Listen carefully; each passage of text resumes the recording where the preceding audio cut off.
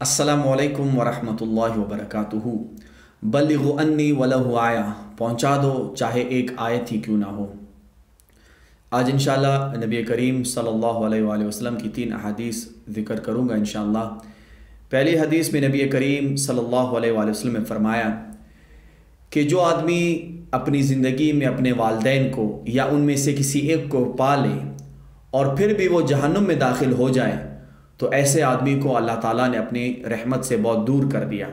यानी अगर अल्लाह ताला आपके ज़िंदगी में आपको ये नेमत दे कि आपकी ज़िंदगी में आपके वालिदैन हयात हो और उनकी खिदमत करके आप जन्नत को हासिल कर सकते हो, लेकिन फिर भी आप जन्नत को हासिल ना कर पाओ और जहन्नुम में चले जाओ, तो यकीनन ये बहुत अल्लाह ताला ने आपको अपनी रहमत से दूर कर दिया है कि इतना आसान रास्ता जन्नत में जाने का, फिर भी आप जन्नत में ना जा पाए और जहन्नुम में चले गए।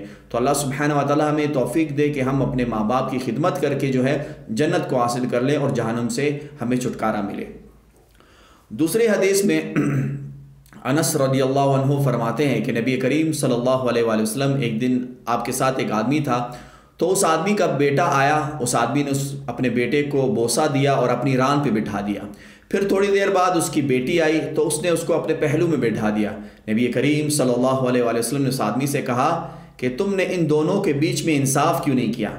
यानी नबी करीम सल्लल्लाहु अलैहि वसल्लम ने उससे कहा कि अगर तुमने अपने बेटे को बोसा दिया और उसको अपनी रान पे बिठाया तो फिर अपनी बेटी को बोसा क्यों नहीं दिया और उसको अपनी रान पे क्यों नहीं बिठाया और उसको अपने पहलू में क्यों बिठाया।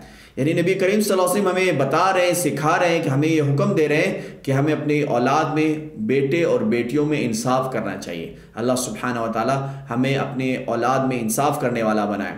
तीसरी हदीस में नबी करीम सल्लल्लाहु अलैहि वसल्लम से पूछा गया कि अल्लाह के रसूल सल्लल्लाहु अलैहि वसल्लम अफजल शख्स कौन है। नबी करीम सल्लल्लाहु अलैहि वसल्लम ने फरमाया कि साफ दिल वाला और सच्ची ज़बान वाला सबसे अफजल शख्स है।